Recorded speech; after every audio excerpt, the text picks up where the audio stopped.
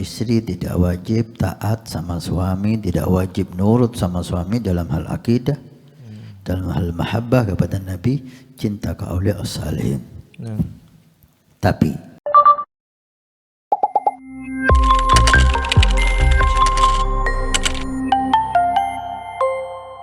datangnya dari hamba Allah di Pekalongan. Semoga saya bisa bertemu langsung dengan antum, katanya Habib. Masya Allah. ma'alutuf al-afiyah. Amin ya Rabb. Saya bukan NU ya. Saya NU dari lahir. Oh Masya Allah. Saya NU dari lahir. Saya sering baca maulid dan hadir majlis maulid dan juga mencintai para habaib dan wali. Tetapi suami saya mengikuti aliran yang membid'ahkan maulid, membid'ahkan khaul, dan tidak percaya para wali. Setiap kali saya memutar MP3 sholawat untuk anak saya yang masih berusia 5 bulan, lalu dimatikan dengan alasan tidak perlu diperdengarkan musik-musik, katanya, perdengarkan Al-Quran saja. Saya khawatir ketika anak saya sudah besar nanti mengikuti aliran yang tidak jelas atau mengikuti aliran-aliran ayahnya. Bahkan suami saya juga pernah bilang Islam itu agama yang sempurna, tidak perlu ditambahin dengan sunnah. Untuk apa baca maulid, baca roti, baca sholawat? Itu semua tidak diajarkan oleh Rasulullah SAW. Sudah tidak usah membaca zikir dan sholawat yang tidak jelas pengarangnya, tidak ada manfaatnya. Pertanyaannya, katanya Ustaz, bagaimana seharusnya saya bersikap kepada suami saya yang seperti itu, apalagi ketika dilarang baca maulid, karena di sini posisi saya sebagai istri yang harus taat kepada suami. Itu yang pertama. Kemudian yang kedua, bagaimana caranya mendidik anak saya supaya tidak salah aliran dan supaya saya bisa mengajarkan sholawat dan mengenalkan kepada baginda Nabi Muhammad SAW. Adamallahu ajrakum. Inna lillahi wa inna ilaihi raji'un. Apa yang bisa kita katakan kepada Anda? Mudah-mudahan Allah memberi Anda kesabaran dan pahala yang besar. Amin. Tapi ketahui ya, akidah suami, akidah apapun, itu tidak bisa menggeret istri kepada neraka. Jika istri di dalam ketaatan kepada Allah, pelajaran yang besar. Bukan kita singgung yang bersangkutan ya. Asiyah imra'atu Fir'aun. Asiyah istrinya Fir'aun. Perempuan mulia, termasuk perempuan istimewa di dunia ini yang masuk surga Allah Subhanahu wa taala. Siapa suaminya? Fir'aun. Itu yang awal. Dan yang perlu kita fahami, seorang istri wajib taat sama suami, bukan di semua hal. Taat sama suami, melayani suami di kamar, gak boleh keluar, maka gak keluar. Kemudian berbuat baik dengan suami, senyum, ngomong sopan, hanya itu.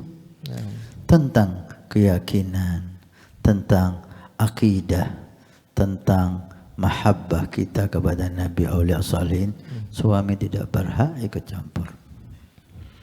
Itu antara kita dengan Allah Subhanahu wa ta'ala. Suami melarang, kita boleh tidak mendengarkan, karena nggak wajib taat. Ini bukan lagi hak suami yang harus diikuti oleh istri lah. Hak suami yang harus dipatuhi oleh istri, melayani di kamar, taat nggak keluar, dan baik menjaga kehormatannya dan keluarganya. Pas. Tentang akidah, suami nggak boleh ngatur, suami nggak boleh ikut campur. Gimana kalau saya nggak taat Habib? Nggak dosa Anda. Anda tidak dosa.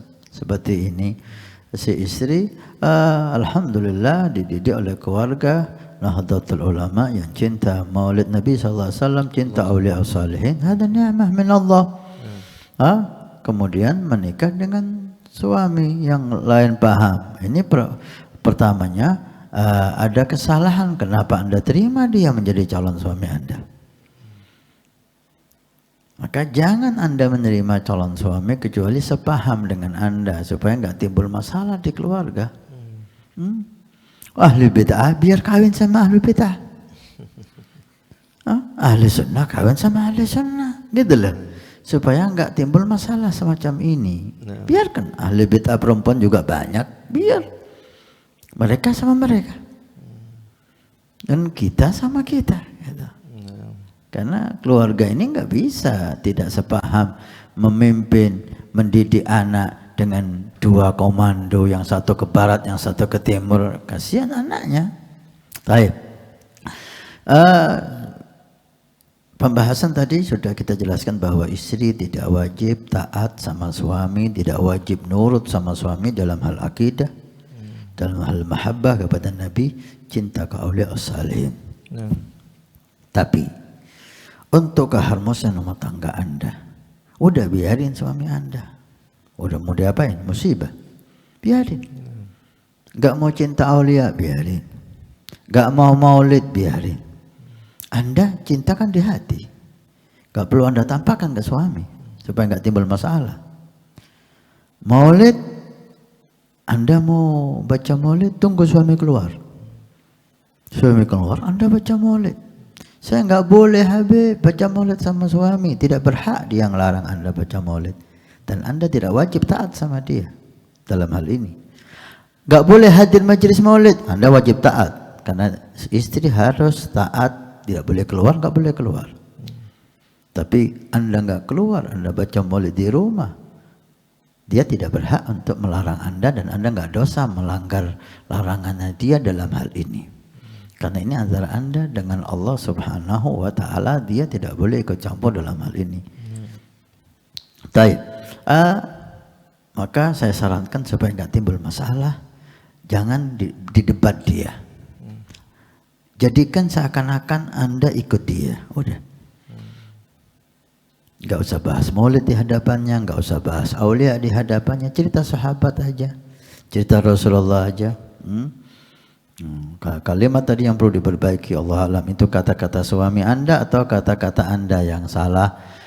Agama udah sempurna maka nggak perlu sunnah. Nah, ini kalimat salah, fatal ini ya. Agama ini sempurna dengan Al-Quran dan sunnah. Tanpa sunnah dari mana agama ini sempurna? Kita nggak bisa memahami Al-Quran dan syariat kecuali dengan Nabi Shallallahu Alaihi Wasallam. Baik. Tentang untuk apa manfaat zikir nggak jelas, nggak jelas. Zikir kita ngarang sendiri aja manfaat. Karena Allah membuka pintu zikir itu, wadkurullaha dzikran katsira wasabbihu lillahi bukratan wa asila. Banyak zikir, banyak tasbih siang dan malam, berdiri, duduk, qiyam. Berapa banyak kita lihat sahabat ngarang zikir sendiri, para tabi'in ngarang zikir sendiri, enggak ada masalah. Karena Allah membuka lebar. Kita ngarang sendiri enggak apa-apa, manfaat besar selama itu zikir. Apalagi zikir yang nisbah kepada aulia sholihin, zikir Hizbul Bahar, Abu Hasan Asyadili, Ratibul Haddad, Habib Abdullah Haddad, dan seterusnya dan seterusnya. Bertambah lagi keberkahannya. Tapi jangan didebat, biarin. Dia enggak mau zikir, biarin. Dia enggak mau maulid, biarin. Dia enggak mau aulia salihin, biarin. Nanti di akhirat sendiri-sendiri. Nanti di akhirat Anda mendapat syafaat aulia salihin, biar suami Anda mau kemana silahkan. Ala kulli hal, tentang anak Anda inilah kesulitan. Maka untuk menjaga keharmonisannya, kita lebih mementingkan keharmonisan rumah tangga Anda. Anda didik anak Anda dengan apa yang Anda yakini ketika suami Anda nggak ada. Mau dengarkan maulid, dengarkan maulid ketika suami Anda nggak ada. Anak saya jangan didengarkan maulid, tidak ada hak. Anda langgar nggak apa-apa.